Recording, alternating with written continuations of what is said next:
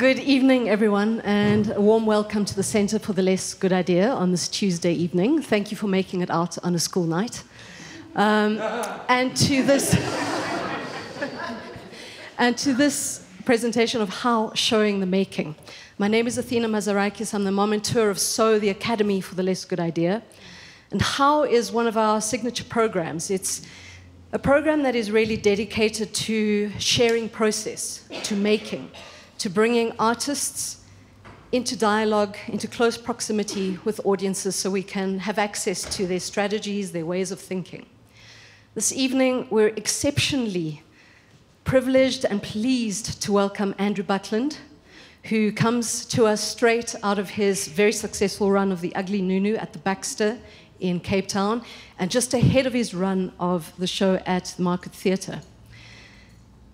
It is particularly significant for us because this moment is a moment for Andrew to look back. The work is 36 years old.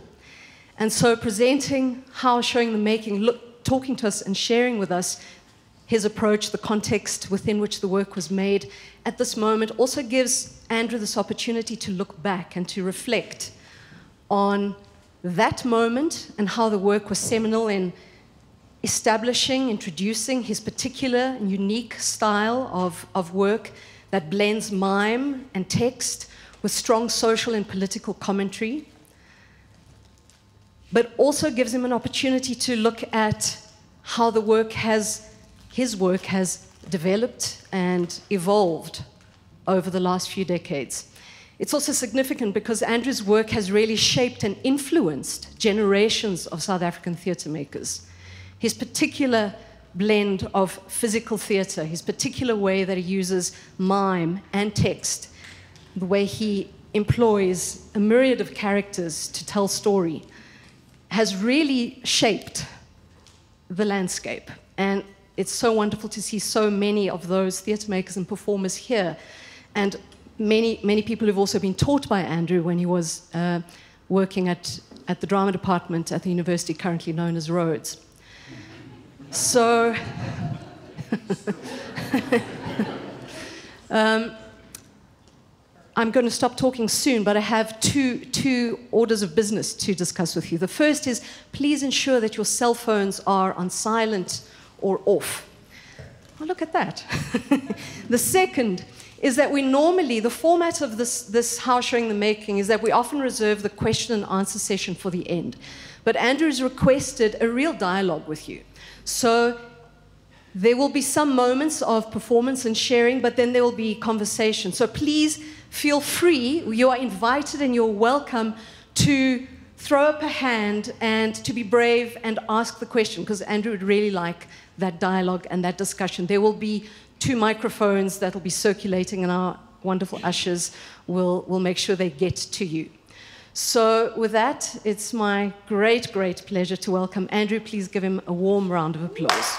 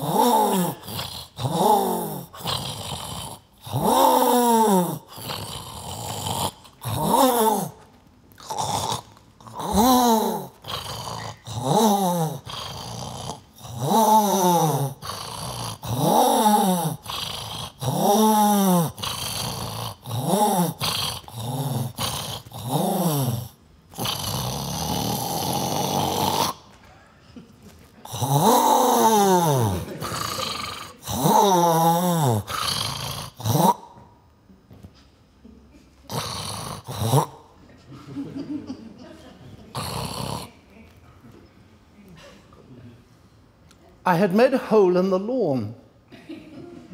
I never imagined it was so thin.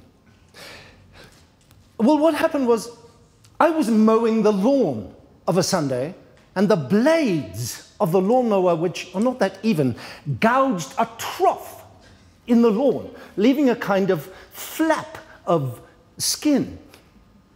I mean grass.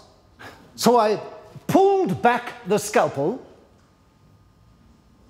lawnmower, and lifted the flap lip. The earth beneath was blood red and damp. I put my hand in and found the texture to be smooth and yielding, like flesh, only strangely more so. More yielding, I mean. So much more so that my hand sank in to the wrist. Ah! I pulled my hand out.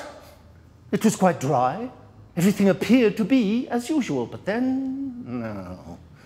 A strange, an unusual urge began to awaken within my hand to return itself to the hole.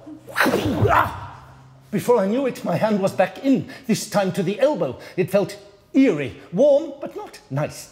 I pulled my hand out. It went back in. I pulled it out, went back in. Out, out, out, in. Out, out, out, out, in, out, out, in. Out, out, out, in, out, out, out, in, out, in, out, out, out. Isn't it funny how words somehow lose their meaning if you repeat them often enough? But by this time, perhaps through contact with my hand, my left foot began to move towards the dark grin in the skin lawn with barely resistible persistence. I began to fight the urge, but it was hard, hopeless, because the urge, more than, was coming from within the foot and within the hand. Now the battle began in earnest.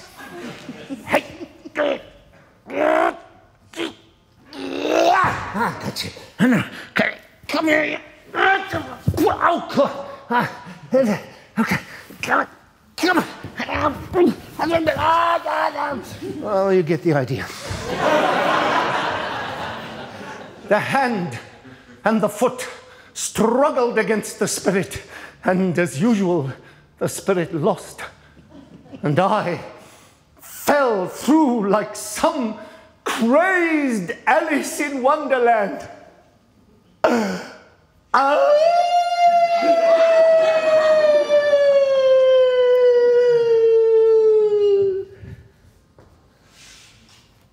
Which is how I came to be here, among the ugly nunus. I awoke to find myself in a place. I could not say what sort of place it was.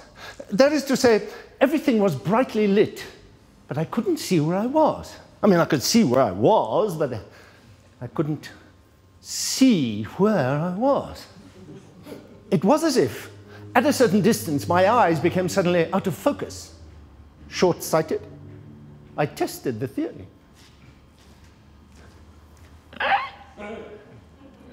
I deduced I was in some kind of container made of glass. The container was cylindrical in shape, so it would be impossible to describe any part of it as a corner. But when I turned around, I saw a man sitting in the corner. He was dressed in shorts and a tracksuit top, both of them somewhat tattered, and there were marks on his skin which could well have been scars.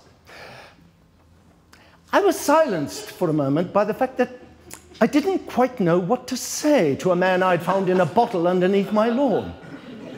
I began with something safe. Hello? Nothing. Do you know where we are and what's going on and where my lawnmower is? Still nothing. I was not discouraged. I just tried something simpler. Henny. He blinked. Me, Henny. His lips moved. He was on the verge of speaking. Yes, yes, yes. Me, Henny. You? He spoke. Henny? Henny? Yes, yes. I said, that's me. I'm Henny. Oh, God. Who are you?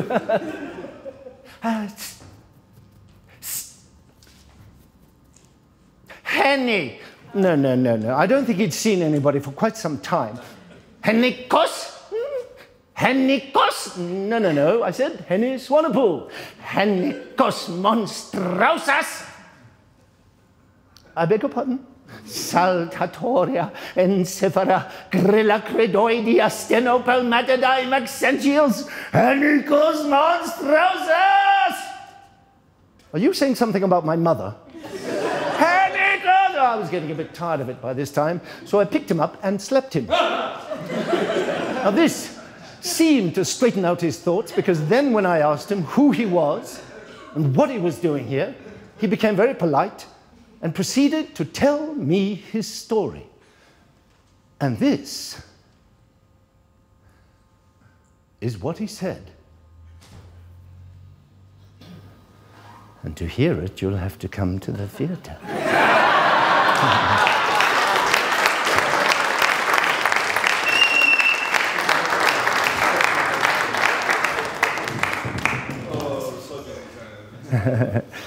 So before doing the boring history and context part of it, I thought just to look at specifically, really immediately at how, to look at that little section and break that down a little bit, just to see what the thinking was.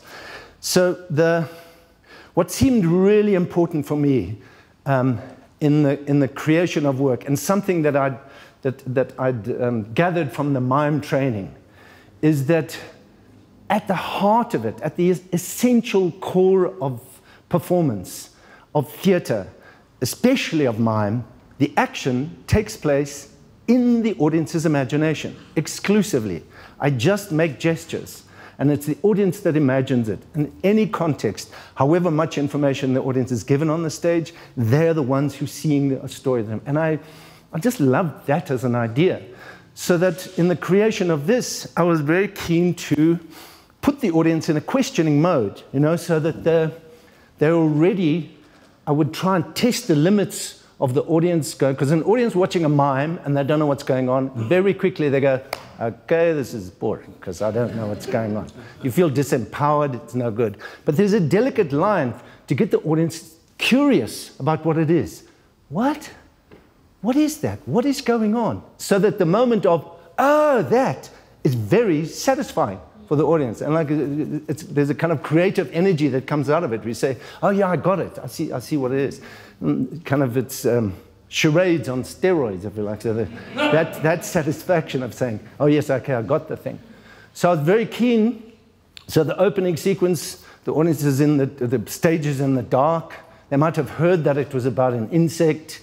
And then the first sound they hear is not really definable, but it sounds like it could have something to do with a nunu, you know. So already their mind is starting to, the audience's mind is starting to picture different things. And the lights slowly come up, and then you see the guy mowing the lawn. Oh, the sound, oh, we've suddenly got the picture changes.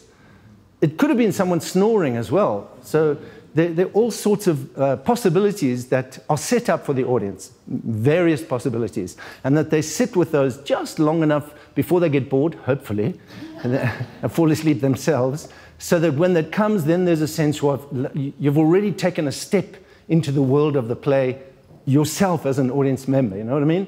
So everything is not laid out and spoon-fed, if you like, to the audience from that point. So you see the guy mowing the lawn. And then curiously, he mows in a circle.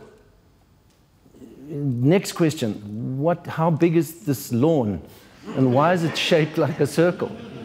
And yeah, so it gets to about 9 o'clock and it starts to get boring. No? We start to go, okay, you've mowed the lawn, I get the image. So we stretch it a little bit longer, maybe by breaking the rhythm slightly so that the reality of mowing the lawn, I'm going here, oh, and I see another little patch, so I'll go back, redo that bit.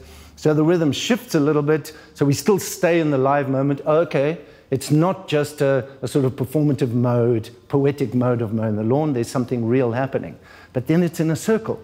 And then it finishes the circle, draws it all the way back, and starts again. And often, thankfully tonight as well, gets a laugh. Because the information is that the character is just as frustrated or long-suffering as the audience is for the same action. Oh God, he has to go and start the whole thing again. And that's communicated not through anything except rhythm, the paused moment, the slight change in the intonation of the sound effect, nothing literal. Yeah? There's an immediate, visceral identification with the character, with the body of the character. Don't know who he is, what he wants. We know that he feels the same way that we do about having to mow the lawn again. Yeah? So the communication with the audience, the language that we're using with the audience is starting to kind of build up layer by layer, and that the audience is hopefully feeling that that's an interesting thing to do, that it's quite satisfying, and occasionally, if I get the timing and the rhythm right, there's a laugh in there as well, which is a useful like energy generator, and you feel like you've spent your money well to come here at least. You know? So then he starts to mow again. But then we go almost directly into action. We interrupt the rhythm with his, the lawnmower getting stuck. So little titters of recognition, if you like, and the same frustration recovered. But now the narrative has started to take forward. Something further has happened to the character that we've seen. And so our attention as audience members is drawn into the world of the character even more. And it's limited to this strange yellow patch.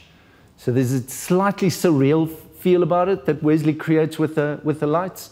And then he addresses the audience. So we're suddenly now into a kind of safe mode of communication with the character on stage, who speaks very directly, very clearly, slightly heightened, and with a great deal of attention to the pause and to stillness, so that the deliberation, the deliberateness and the choice of the words starts to be marked.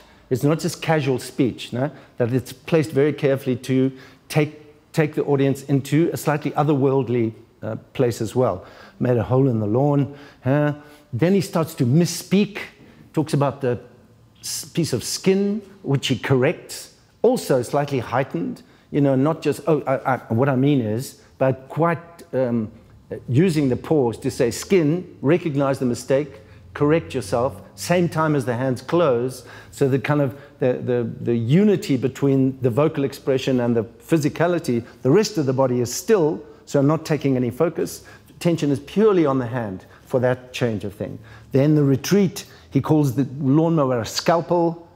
Another clue. Oh, okay, we get you now. We're going through the skin as well. But now, the surreal world of it is starting to become more precise with the audience as well.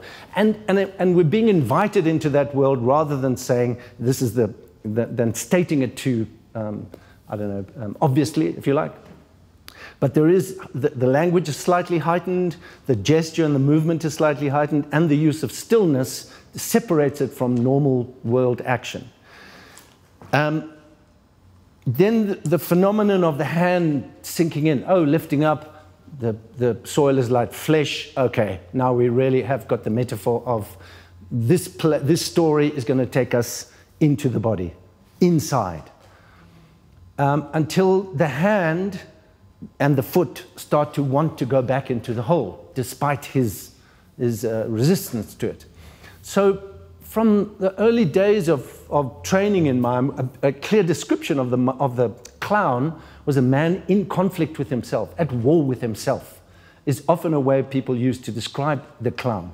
So my intention was to just physicalize that. What happens if a hand and a foot are disobedient?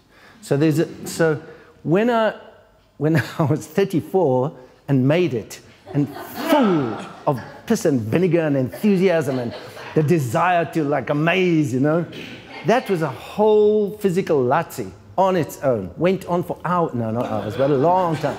And had several clear laugh moments, you know. But getting to play it now and starting to play that, I could feel the audience going, oh, he's not quite managing it. You know, the agility and the dexterity that's required to really get a sense that a part of the body is going the other way. So then after 2 performances in Cape Town, I moved it to the line of saying, okay, you get the idea. I'm not gonna waste either of our time or my energy anymore. Because the body it's different, you know? And it was a really, in the rehearsing of it and in the performing of it as well, it's been such a, I've just so enjoyed the journey of you've got, like what they say about technique is not picking up a series of skills. Like you work at the technique, ballet technique, you work and work and work, not so that you can do a double tour en l'air, but to free you from limitations. So that in the moment of expression, your body just does the thing, you know, and you're 5 feet off the ground without even trying to think about it. Technique frees you in that way. So, and the format of the play as it is, which I didn't want to change, I wanted to keep it rhythmically, the language and everything, the style of it, as a kind of period piece, you know, so the technical aspect, the technique of the form stayed the same. So now the body had to adapt to try and find another way to get the same kind of impact, but without the same desperate, sweaty use of energy that used to be so much part of it. And I wasn't happy unless I was sweating after the first 30 seconds. So there we are at the stage now. We've taken the audience down, and eventually the character finds himself in a bottle. Narrative has gone that step further forward, even deeper into the surreal world. We're now under suburbia, under the lawns. We're inside the character. The intention, I suppose, as well, for me in the creating of it, we'll come to a bit later what that context was very much about trying to look internally and say, what is this? What's this conflict that I'm going through? How do I disentangle that, or how do I try to understand? It was very much an inward journey. So here we are now, caught in the bottle, and we're in a surreal world, but we have got a character that we can fairly comfortably hold on to, and that's a fairly reliable narrator, it feels like. But then the audience is invited. We say the container was cylindrical in shape, so it would be impossible to describe any part of it as a corner. But when I turned around, I saw a man sitting in the corner. That's nonsense, really. But it's inviting the audience to take like a paradox, 2 images at the same time, impose on top of them, and be okay with it, you know? Whether it gets a laugh or not, or people are just going, what? What's he talking about? The parallel images are possible to exist at the same time. Plus, it's a bit more surreal and so on. And then he meets this character. So the simple encounter between them is another step into the style, to invite the audience to say, okay, let's look at the idea of transformation. Let's look at the idea of different energies, different characters, conflicting characters in the same space on the stage. And the audience has the imagination to hold that one character while we go show them the other one, so that we see dialogue more and more. But by playing it a few times, in very simple, clarified ways. I'm me. Yes, I know I'm you. So by then adjusting physicality from this in the simplest way that we could, from this angle that I've made him lower than me, so I'm clearly on this angle. Then I just shift this leg to come down here, take the focus this way, and the rhythm and the shape of the thing has taken us into another energy. Plus vocally there's difference, intention there's difference. As much as we can, we try and define the difference between this energy and this one.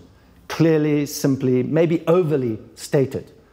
Not as a way to educate the audience, but to say, these are the games that we're going to be playing together. Yeah?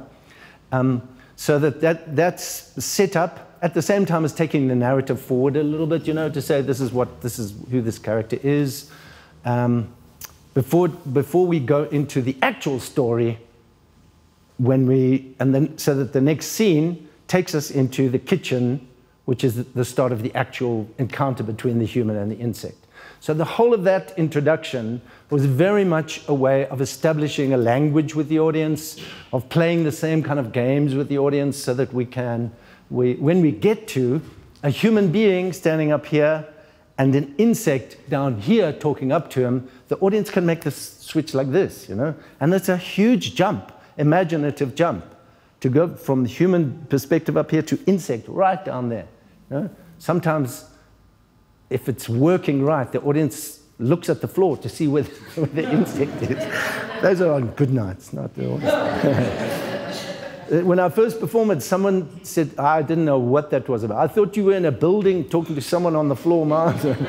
So things were slow to work. So that was I suppose that encapsulates the kind of way that we went about making. How I got to that is a much longer, more boring story, but I think that there's some nuggets, and it really looks at the context of myself as a performer and how I got to that stage of wanting to create work like this, and to create relationships with the audience like this. So, as Athena said, if anything in there you want to challenge or ask a question about, please don't worry to interrupt me or to say, what did you say? Yes? I was just wondering, you said that the first part sort of sets up a language with the audience.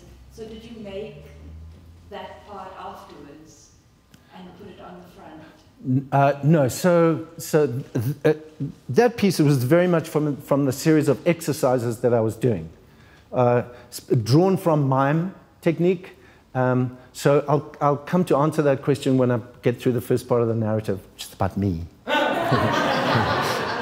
But in the build-up to it, it was very the making of those kind of relationships, very much part of what I was trying. So if I don't answer, then nail me back again.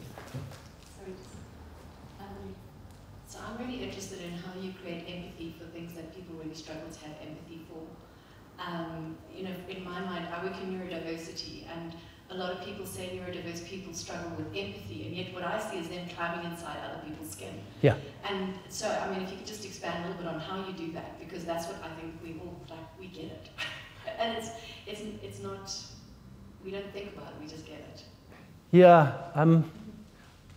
I don't know if I've got an answer. I think that any artist, or certainly anyone in performance, anyone making theatre, in my mind, if the purpose of theatre, sorry, third time to start the sentence, the core purpose of theatre is to practice empathy, for audiences to practice it. It's like a muscle, that you get into the habit of saying, what's it like to think like this person, or to see the world from this point of view, or to be in the shoes, So it's at the heart of theatre. So simply by being authentic to that idea of inviting the audience to imagine beyond themselves, beyond their own point of view, already we're in that mode of practicing. But we need to go to the theatre a lot to keep it practiced, to keep the muscle from withering. So I grew up the youngest of 7 children, and it was in the 50s.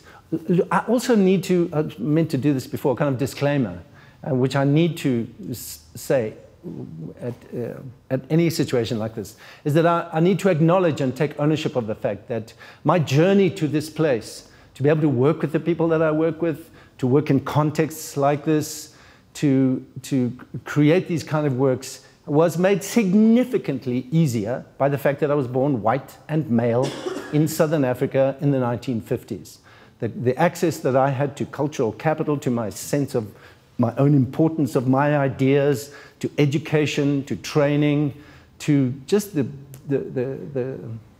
everything that was made available by the immoral privilege that I grew up with, and that I did not realize until later in my life. And I hope I try to live now in such a way that tries to correct it, that situation, for as many people as possible. There are many, many thousands of people who had as much, if not more, talent and, you know, and hard work as I did, that did not have the opportunities that I did. So I own that and I acknowledge that, and that it needs to be part of everything that I do.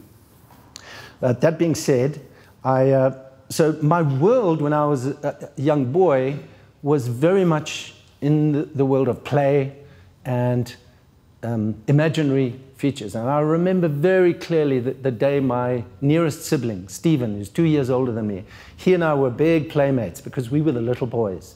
You know, my teenage brothers, smelly kids, you know. They didn't, it was a very loving family, but clear sense of hierarchy.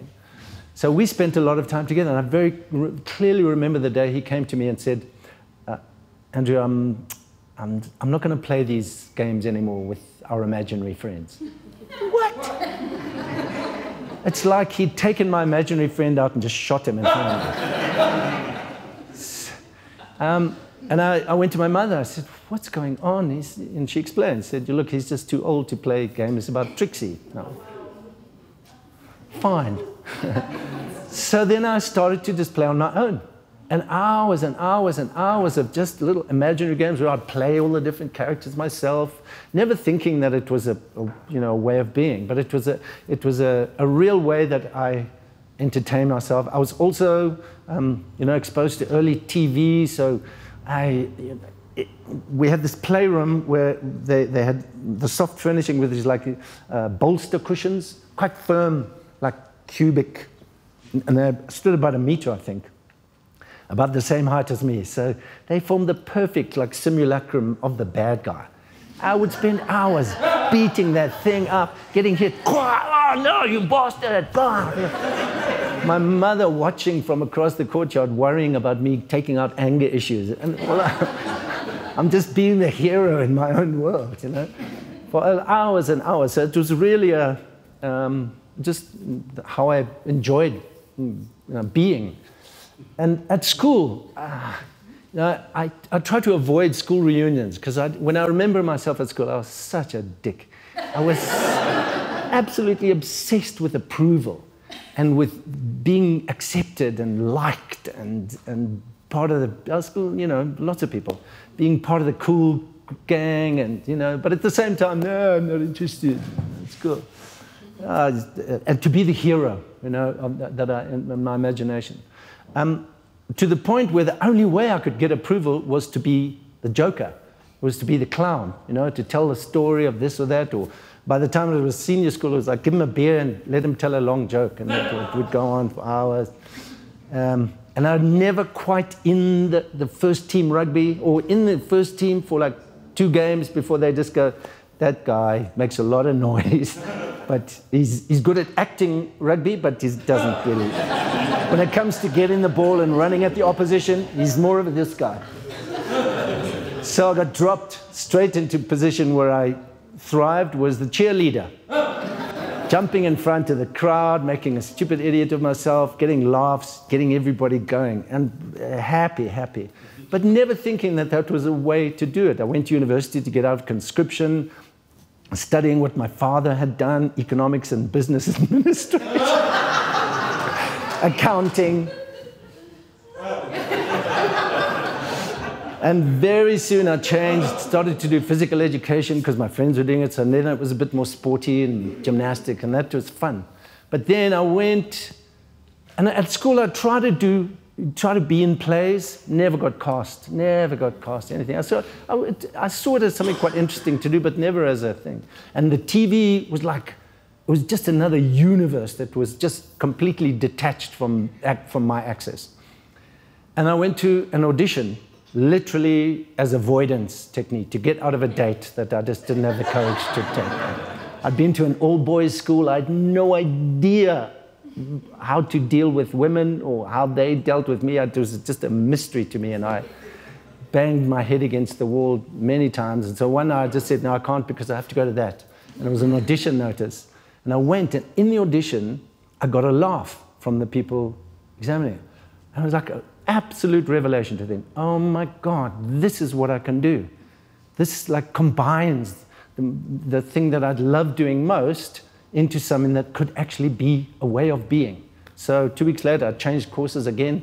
Dad, I want to change courses again. And he, bless him, just said, okay, theater. He'd never been to theater in his life. Okay. So then I was on this journey of being amongst brilliant, brilliant teachers. And one of the key teachers was a guy who just started lecturing called Gary Gordon, who eventually became the professor at Rhodes. But he started at that point including movement training and physical performance training as a key part of every single student. Whether you wanted to be an actor or not, you were in the movement class, and is such a genius teacher that his capacity to find everybody's strength, no matter whether they were, trained ballet dancers or a guy from the street or me. I would spend the morning in the gym, finishing off my physical education credits, doing gymnastics, in the afternoon in the ballet studio with the girls. So that combination was just, it was so completely liberating. But he had really the pedagogy that he was developing himself, which was absolutely focused on the individual student, absolutely student-based, to say, what is your strength? Let's work on where your expression becomes the most important. So the idea of the body as a communicator just became inherent. And yeah. Can I pause you for a second? Yes. We have a question here and then at the back there. Okay. Maybe we can hold off for a little bit on the questions to let you find your flow and structure. Okay. Hi. Hi. So as a drama student, I'm obviously going into my finals. Yeah. And I wanted to know, how did you find the perfect mix of dialogue, movement, comedic timing? Because that's something I very much struggle with. And as seeing your small piece there, you got it perfectly. And I want to know, how did you get there? I'll tell you next week when I find it. The physical training was key, and then when we get to the story about Maciek, remember that. That'll be part of this answer. The understanding of the power of physical embodiment to engage an audience in a non-literal way, in a purely visceral way, was made clear during those training with Gary. And then to understand, so then I spent a long time doing silent mime. Lots stuck in the box, pulling ropes, and everyone going, oh, wow, he's a mime guy. So it was fine. It saved me as a freelancer because nobody else was doing it. So commercials with a white-faced mime, I got the job. So I was very lucky during that time to have classical mime training. So that taught me about economy of movement and precision of movement. And to combine that with the precision of voice and to understand what the pause or what the stillness at the end of the movement is doing to the audience. Where do they go when that movement stops? You know what I mean? So that to understand practice and practice and practice that as a way of being with the audience in order to generate empathy, for them to imagine their own world of what you're doing there's no secret. What's that? There's a famous jazz musician's joke. The man's walking down the street, there's a street performer, he says, excuse me, how do I get to Carnegie Hall? Practice, man, practice. But remember Maciek. I'll tell you about Maciek. Was there another one? Yes. So, Andrew, thank you very much for tonight. This is just the best thing ever. There was the question about empathy, and I actually learned this lesson from you and from Gary, was you alluded right at the beginning to the imaginative quality of the performance. You know, you give the audience only enough detail, yeah. They complete the rest of the image and the story through their imagination. And that makes the audience complicit yeah. in the story, and by extension, empathetic to the story. Yeah. Because they immediately connect on a very deep, personal level with the story because they're creating it with you.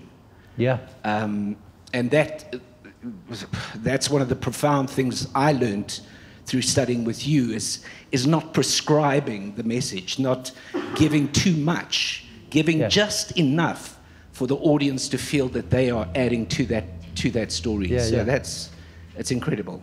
Yeah. Well, very good. cool. Good. You could carry on. No, thank you.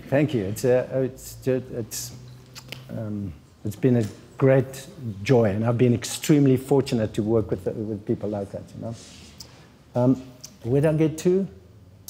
So Gary introduced us to classical mime, what was called then classical mime, the French school, the white face stuck in a box, pulling a rope, the illusion work, and for some reason I just loved it. From day one, the physical dexterity of it, the kind of agility of it, and simple enough. You practice enough, you can keep your hands still and move the body, you know? And it's enough to make the audience go, holy, wow, what's going on? So their attention is immediately caught, and they immediately are engaged by the sort of magic, the trick, the illusion.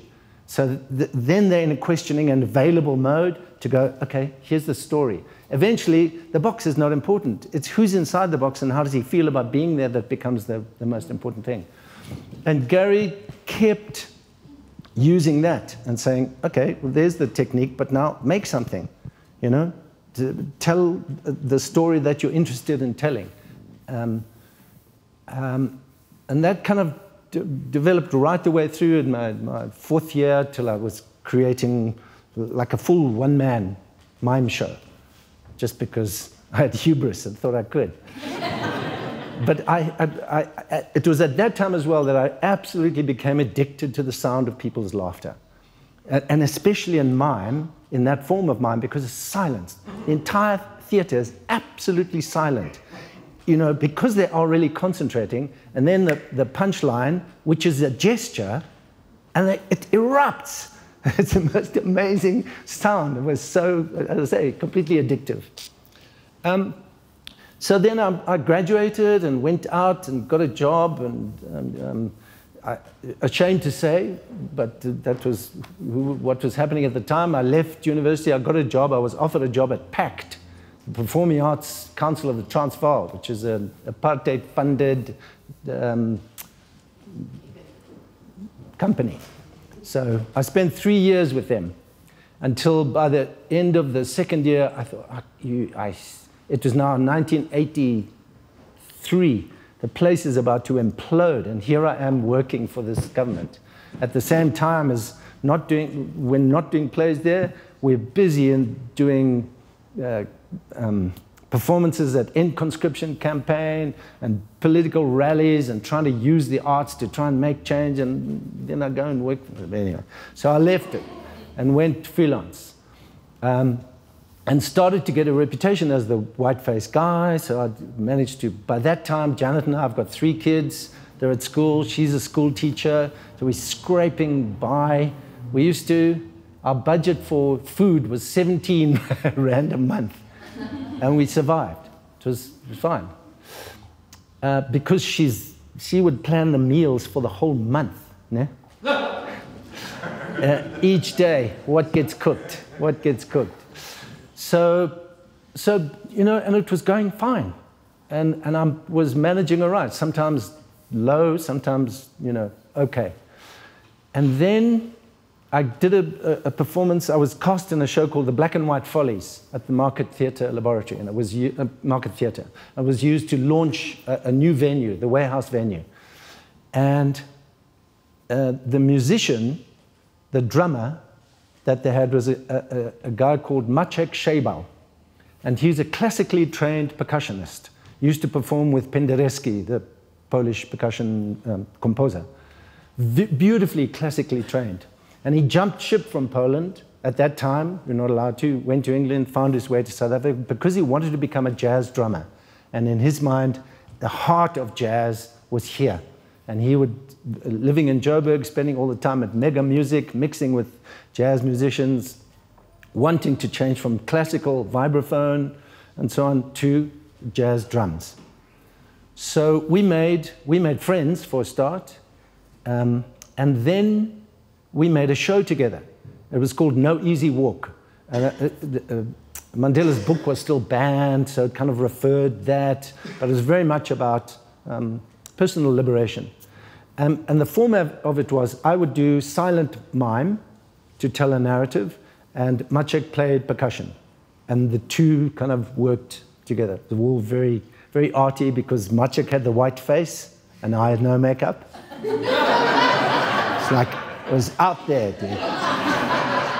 And so we got commissioned to perform at a schools festival, did a little tour, and it was sort of going okay. But on tour, Maciek would be up 5 o'clock, 2 hours on the hi-hat. Paradiddles, waddles, 2 hours bass drum, 2 hours tom-toms, 2 hours snare. 8 hours a day, minimum. And then perform in the evening. And at 5 o'clock in the morning, I'm trying to sleep because I partied the night before. He'd be patient and say, Maciek, he's noisy, man. He'd say, oh, okay. So when do you practice? I said, nah, I've got a degree. And actually, a couple of awards as it happens as well. He just shamed me in the most beautiful way. He said, there's a reason that it's called a practice. This art that you say you do, you know? There's a reason. How do you take yourself seriously if you don't practice? If you don't, because at that time I was getting away with it, you know? Nobody was doing that kind of work. So if it looked vaguely convincing, everyone was going, geez, you see that guy? He's brilliant. But working with Maciek, this beautifully crafting, rhythmic, musical score that I'd performed the story to, for the first season, at the end of it, he said, it's kind of banal because it just accompanies. We need to get precision. We need to do regime. We need to make it precise. So then we went back into rehearsal and he taught me about musical cadence, about how to connect movement to sound, at that stage, musical rhythms, in such a way that you're now working towards a real union of the two, between the sound and the gesture. And of course, doing it was bloody hard, because percussionist is not just doing melody, the rhythmic differences, you know, he really had to push me to try and find it. But it was very invigorating, you know. So we were on tour for 3 months, learning this, and me then starting to do every day, 8 hours a day. And then I realized I was okay student. I mean, I'd do very well in the practicals. I'd do okay in the theory and everything because it was just more fun to do practicals. But then when I left, suddenly all of that teaching, all of that input, all of that viewing of your work, gone. You're on your own. But when Maciek started to practice in the corner, I got up on the floor and said, okay, I've got to do an hour's mime. All I had to do was think of Gary, and I had a class, beautifully structured, progression, everything ready-made from my memory of how he taught. And the other teachers, voice classes, everything. I would spend the 8 hours doing voice, doing mime, doing just flexibility and agility, spending an hour writing, free writing, to make sure those 8 hours were filled with trying to take myself seriously as an artist and develop what I thought I had into something that, you know, could really find a way to actually express what I was thinking, and not just impress people and get attention, you know, and get on in the industry, if you like. So then we came back to Joburg, and I had no work because I'd been on tour for a while. Suddenly no work. And then Mark Fleischman, who was directing the performance at the warehouse, came and said, we've got a slot, like a 10-minute slot, late night in the warehouse. It's in 3 weeks' time. Do you want it? I said, yes, I'll grab it. And started to work. Because then, at that stage, my days were wake up at 6, get the kids ready for school, take Janet and the kids to school. She was teaching at Queen's High School in Kensington. We were in Parkhurst, drive back, do class for 2 hours, maybe get a voiceover job or something, come back, spend time writing, so free writing, trying to find things. So I was training and taking myself seriously. So that idea that Maciek taught me was to do that, to take myself seriously, to take what I wanted to do seriously, and that the only person to take responsibility for that was me. And the world of the mime had been, I was used to and comfortable with solo performance, and the sense of being able to control that rhythm was a comfortable area for me. But now he's pushing to say, now you need precision. So when that slot came up, I thought, well, fuck it.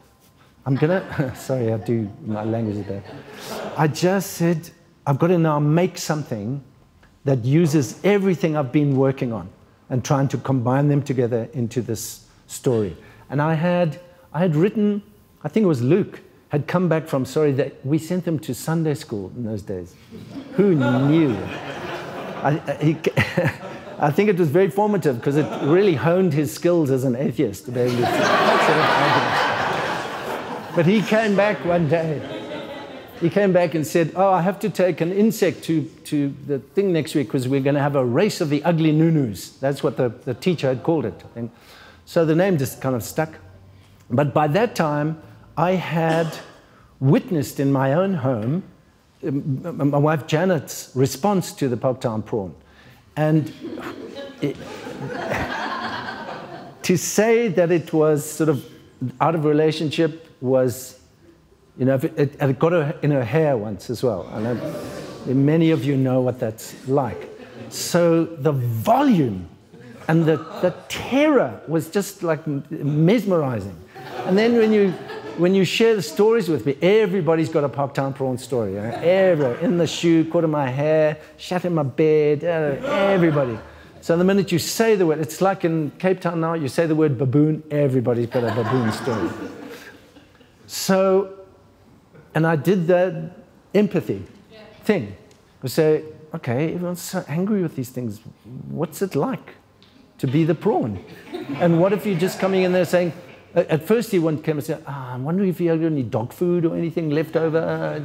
Just a bit peckish, sorry, you know, polite. And the more and it was just that, and I think it finished with the human reacting with violence, you know. Fear instantly turned into violence. And then to make the piece for the market segment, that just, I gave that free rein. And it would work, each day would work in a kind of cyclical, creative way. So I'd get on the floor, play the physicality of that, and then in the afternoon, write that up, and maybe write a bit more dialogue for the next day. And as you can hear, I mean, from the piece, I do love language, and I love the way language, it can be manipulated.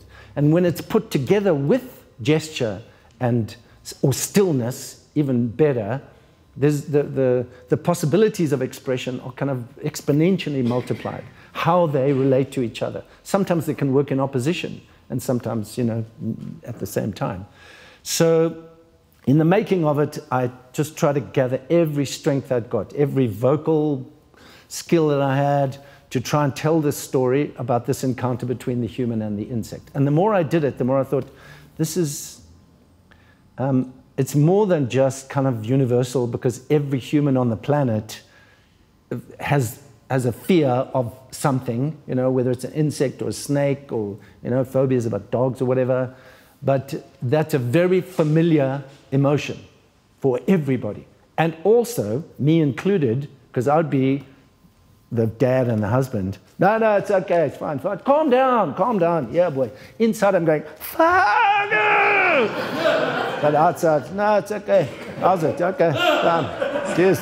Out you go, bye. So I feel it myself, you know. And then to allow that to be there, and then just the political allegory was just too obvious to ignore, you know, the fact that the ANC, and even before the ANC, the SANC had been approaching whatever government was about, whether it was British, the colonials, whether it was the National Party, and saying, you need to speak to us before any violence happened. You need to speak to us. Very polite, knocking on the door saying, it's in your interests to speak with us. And what was the reaction? Blah, blah, blah. Violence all the time. So, and by the time we were in the middle 80s, violence was an everyday, in-your-face occurrence for the majority of people in the country. That reaction was a part of everybody's life. And to get the audience to try and fathom what that was like from the perspective of the people who were suffering that violence, without people, Bongani Ngema and Mthimkulu had already made Woza Albert, Asinimali was there, so there were clear expressions of that anger and of protest to say, because most of the audience coming to the market is white, middle class, to say to them, wake fucking up. Things have to change, and the only people who can change it, not the only people, but you need to play your role. You need to understand what's at stake here and make some change. And I didn't have the skills, or I didn't have the experience, or that was not my voice to step into that, to say, I can speak for these people, what the situation is. I only knew about my own angst, my own fear, my own shame, my own guilt, my own need to address this and to try and find a way to transform and address the thing that was about to implode and explode. And this became a mechanism for that, especially because it translated the fear that became violent into laughter. And also because at the moment of laughter, this is not a voluntary thing. You don't go, oh, that's funny, ha ha ha. Before you have any control, your diaphragm has gone bang like this. It's given you a fright, but the laughter has come before you've thought about it. And in that moment, there's an openness. There's a possibility of you seeing something that you would normally be repulsed by and seeing it possibly in a different light. Yeah? So to use laughter as a way of drawing people and inviting people to see things within a different context and to see themselves and to be able to live with and be okay with their own fear and shame and say, if I acknowledge that and I live with that and I accept that, I can actually do something about it. I'm not trying to say, I'm going to pick up an AK-47 and join the freedom fighters and I'm going to go and fight. You say, what do I do in my context? And how do I try and address that? And make it available for people to say, it is possible for us to change our ways of thinking and of being. So that was like, and then it caught a lot of imagination and sort of became quite popular. And then, thank goodness, then I think we bought our first family computer with the first week of the ugly Nunu computer. So it set me off onto a way of thinking about theatre, I think. And so consequent to that, the immediate work after Ugly Nunu was a work called Between the Teeth. And it was very much a reaction to the fact that I'd been playing Ugly Nunu for months. And the more I played it, the more I understood and realized, because of the audience, that it relied a lot on English-speaking audience. Even though there was a lot of physicality and it was understandable, I became aware of my own monolingualism, and the fact that I had limited my own audience. So then, do I try and work in another language? Too lazy. No, I knew I couldn't, try and capture. And there were people speaking in those voices was not my part. I had to address how do I relate to language? And so I started to really look at the relationship between sound and gesture.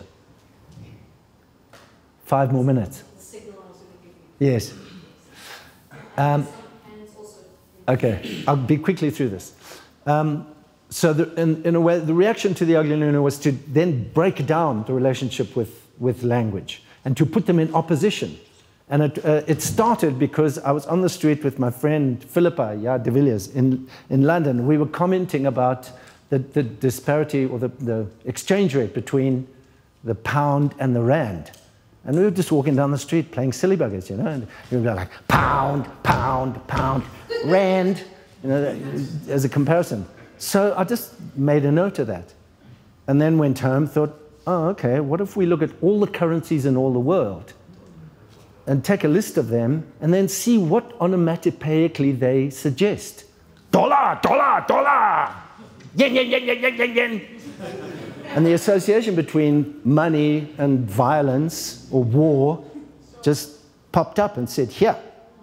And you don't need to do anything. And the audience already gets the kind of the joke, and there's nothing fancy about or intellectual about the notion of it. It just puts it firmly here in a clown mode, because there is a kind of narrative that goes with it.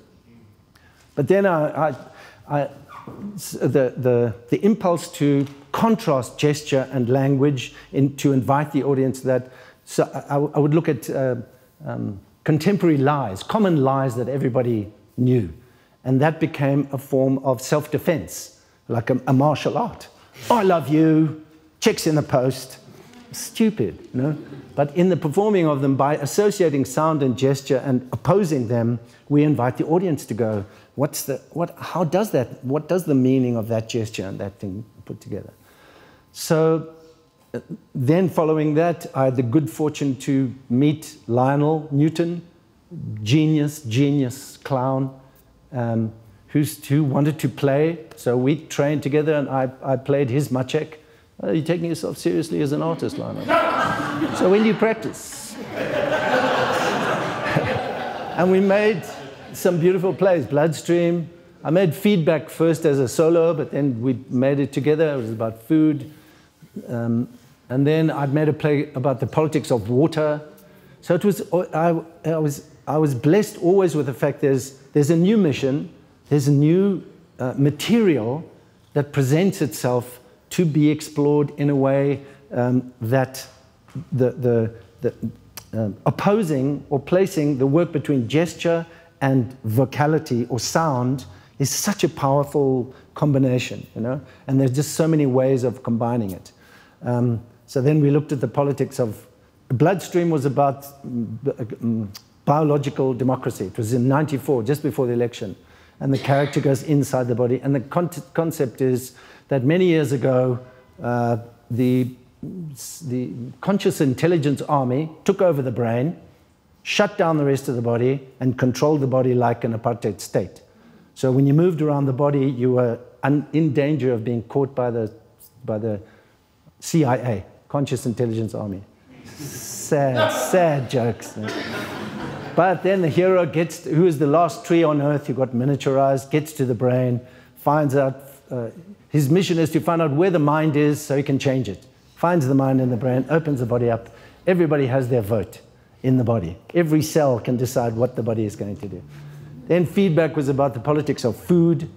Water Juggler was about politics of water. And I showed that to Lionel and Laura, and they said, yeah, it's okay, it's quite fun. But that little story that you've got in there about Flo Deluge, who, for some reason that I didn't know, obsessively started to dig a hole in the ground. And the more she dug, the more it rained, until there was a flood. And everyone had to leave the area, except Flo, because in digging the hole, she had created an island. So she sat on the island, surrounded by water, saved herself. And then along came a porpoise. She fell in love. They had a child. The drought came, so she had to take the child down the well, which is the only water, surrounded by desert. And at the bottom of this well, she kept this child alive, and this was the well-being. So then the play came about, why did she start digging? And then Lara Foote, Lionel's partner at the time, came in and directed it, reworked the whole story to say, that's the story we're interested in chasing. I said, perfect. So we made that. So as a kind of body of work, starting from the Ugly Nunu, really, and combining vocal and physical performance, that felt like one solid body of work that works in this style. There was one. Hi, Andrew. Hi. Sure. I have been thinking about Grant Farrad ever since you started speaking. About? And Grant Farrad. He's an academic, born in South Africa, but I think now lives in the States. Okay. And he has this idea of the vernacular intellectual, which effectively, you know, people like Stuart Hall effectively are people like the vernacular intellectual who are outside of the academy but do really important work in political life and theory and all these other things. Yeah. This vernacular intellectual is not dissimilar, though, to this idea of the Julare, which is a concept that you taught all of us at Rhodes. Yes.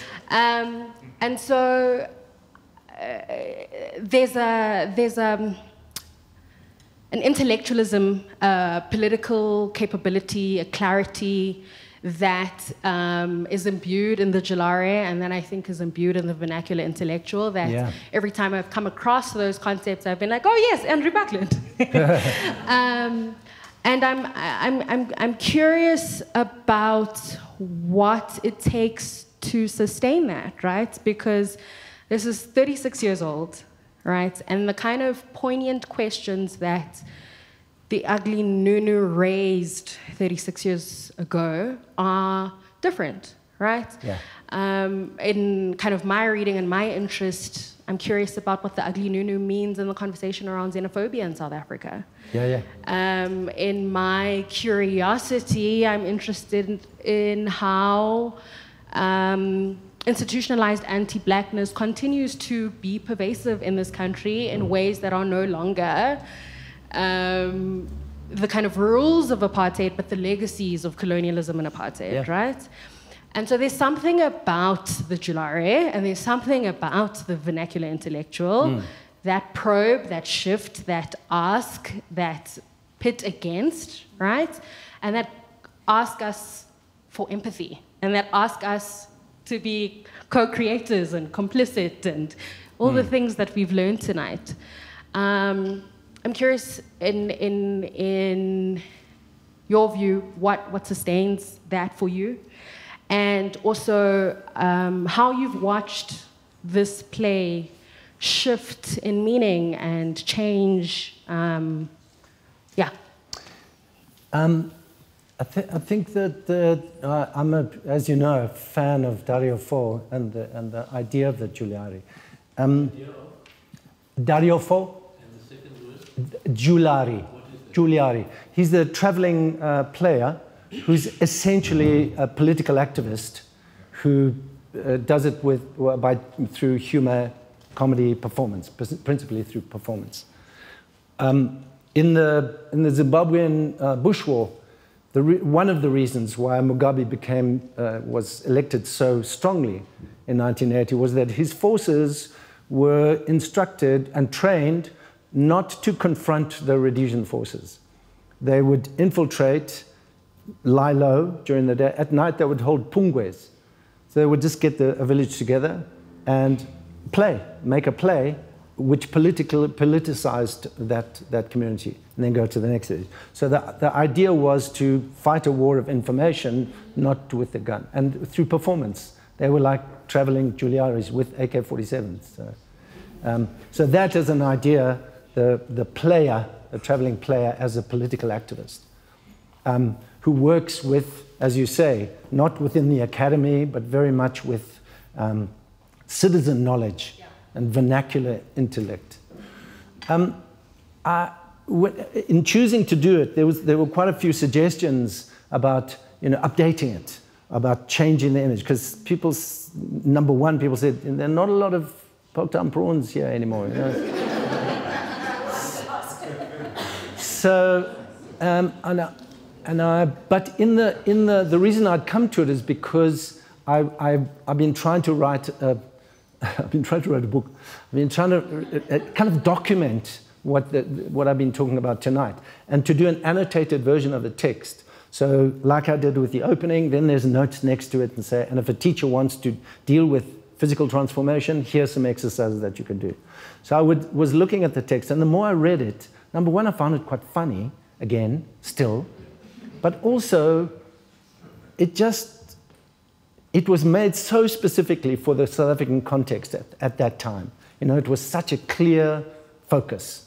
But the more I spoke the lines now, the more it's just sadly, and in so many ways, exactly the same.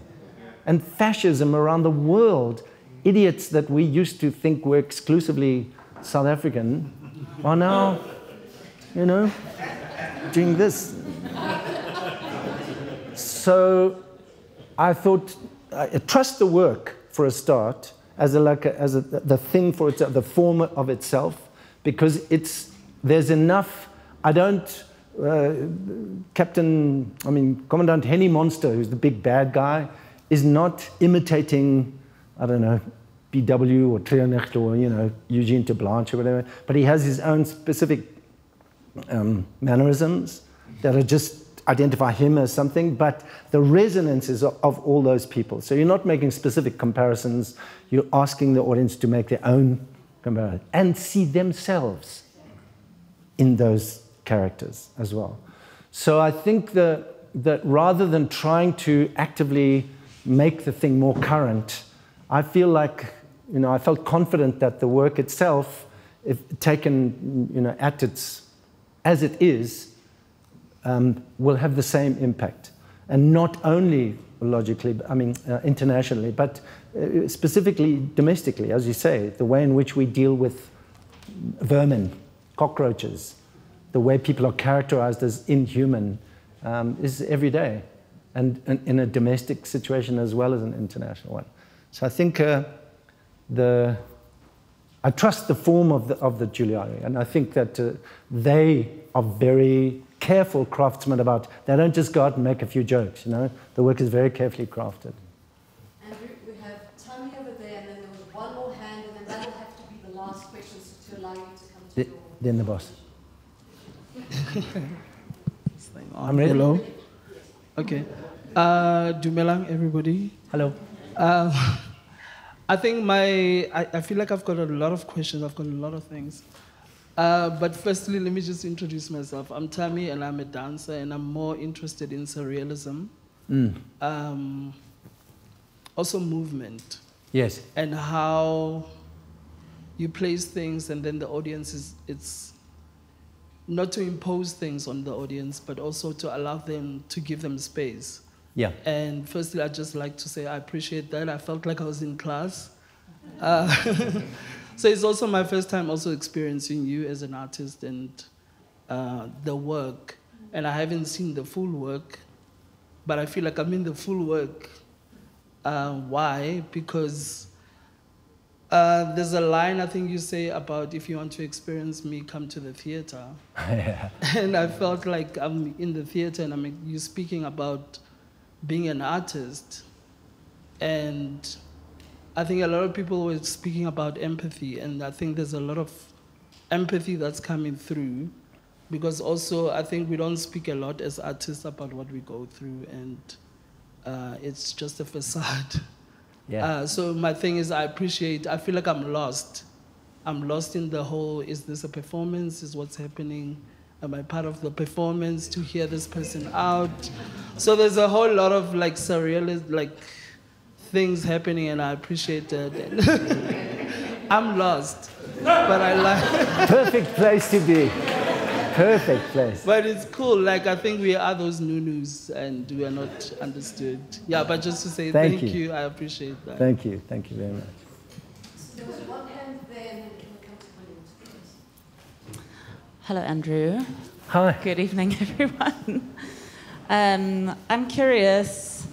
I saw The Ugly Nunu for the first time when I was 16, and it truly inspired me to study drama. And I never thought that I would study drama up until that point. And I had also never in my life heard of a Parktown prawn at the time when I was in school in the Western Cape. But in my first lecture with you at Rhodes, you told us a bunch of statistics, and it was very powerful, and you asked us a lot of questions. And at the end of the lecture, you told us that none of it was true, and that we should question everything. And it's something that really stuck with me, truly, my whole life. But you've not only been a performer your whole life, you've also taught a very long time. And I'm curious to know how you adapt how you teach with the times? How do you transfer the information to younger people? And how would you suggest like instilling a willingness to care about the history of South Africa in young people, especially through performance and the arts? It's quite hard. I mean, I think I took early retirement from teaching because it was clear that certainly in the academic context as it's been structured up to this point, to teach theatre, I'm not convinced that that's the right place for it. The politics of the classroom, where I stand up here, that was why I would start the first lecture saying, did you know this and this and this? And everyone goes, write it down. And you just say, that's all bullshit. Why do you believe me? So that straight away, they're the ones who must ask the questions. So that was, I suppose, a part of the way in which I wanted to teach, that it was not, I had no interest in information.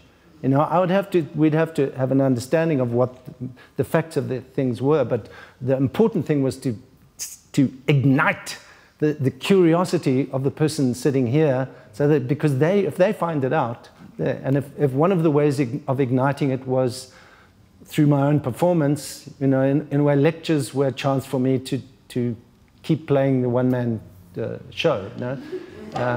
Unless my preparation wasn't good and it was just a boring lecture. Plenty of those. Yeah, and I suppose just by trying to be honest with yourself as a human being in front of others, to try and step away from the politics of the power politics of the room like that, even just to break up the geography of it and the kind of hierarchy of it in such a way that people, because sometimes people would just react and say, no, I can't do this, sir. Okay, don't call me sir. Yes, sir.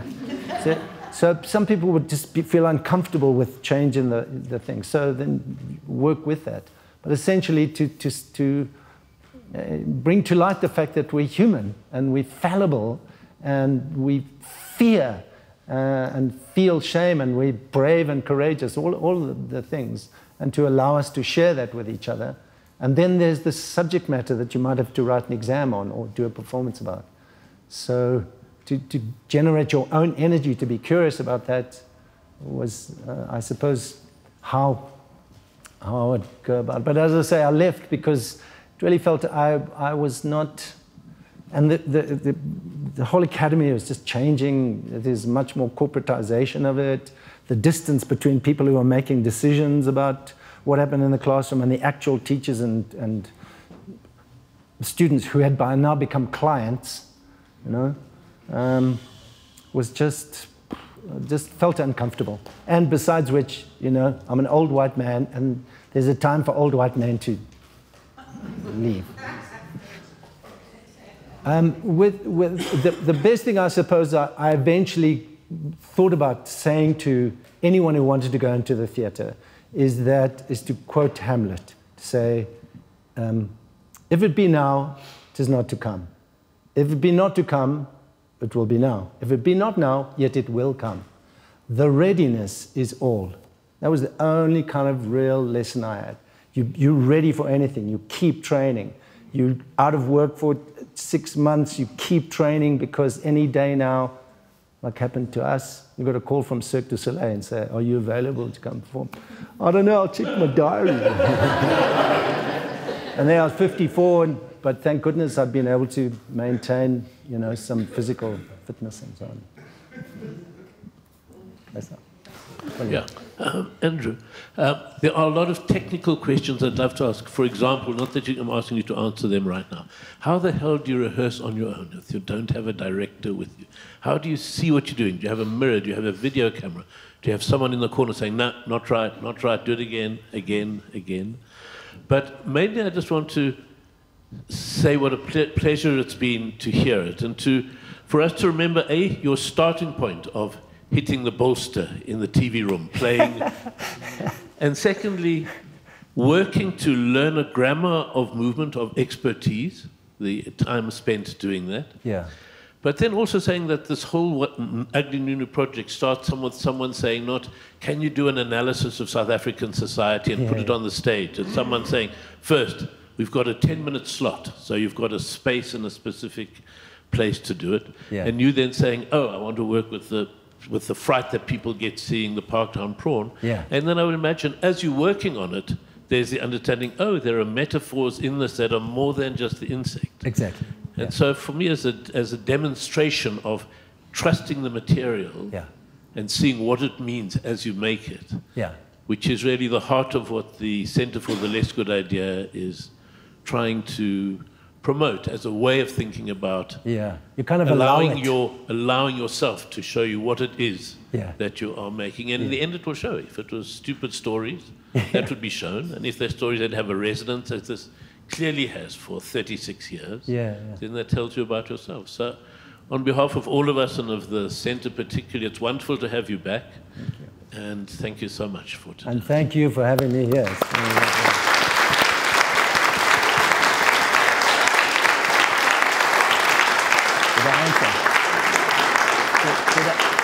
Did I answer?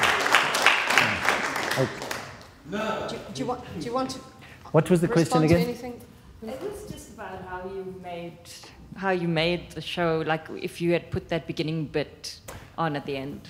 No. That was part of the initial writing of it, or practicing the character change. So in the white-faced mime, sorry, it's going to be a couple of minutes. I'm sure the white-faced mime often does two different characters, but be very grand gesture, and then a turn, and then a new character, And the audience is going, yeah, I get it. So I wanted to work really strongly, because the audience, also a contemporary audience, is filmic, they've got a different visual literacy. So to make the transition like a cut and edit, because the audience will go there straight away. And the only thing that you need to do is so the human is like this, feet are slightly turned out, or turned in rather, and upright. The insect is that. So just that.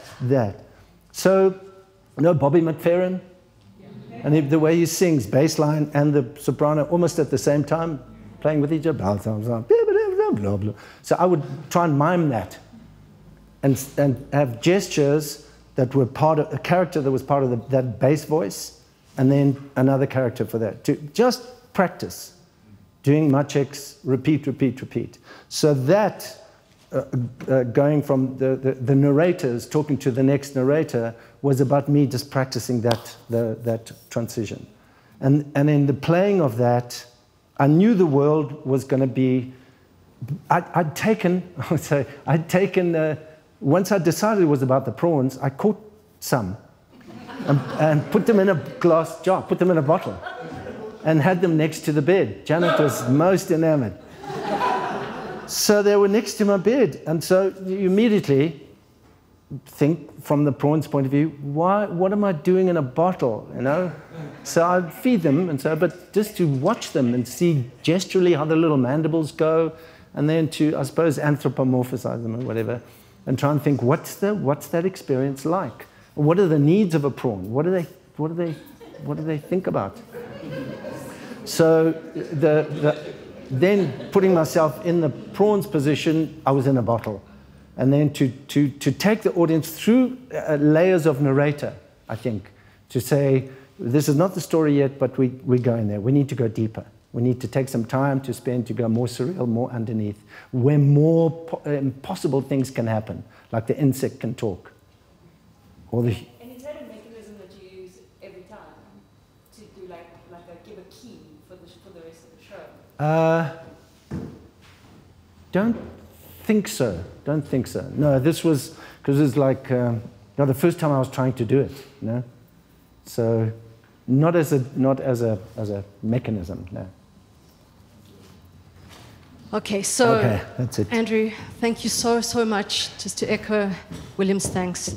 Thank you so much for being with us, for sharing so generously, as you always do. I know my life would be very different had I not crossed paths with you. And looking around the room, I know there are many people in this room. Thank you. Thank you very much.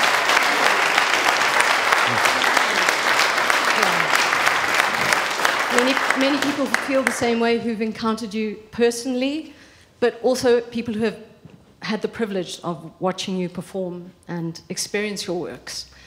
And I'm so deeply grateful we could make this space for the So Academy to create a space for you to share these decades of experience and knowledge, and that you can keep teaching generations to come through this. So if there are any publishers in the room, that book really needs to get published. But until that happens, this will be on our website, and hopefully it's a resource that can be shared with students all over the globe. So thank you for your huge spirit and your generosity and for sharing with us. Please show the man some love.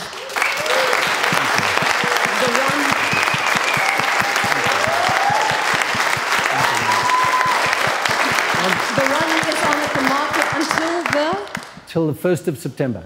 Okay. I need to please also express my deep, sincere thanks to to the Academy, to the Center, to the opportunity to meet people in this kind of way, people who are interested in me talking about myself for a couple of hours. It's a great privilege, another privilege in my life, and I really count myself fortunate, so thank you, thank you, thank you.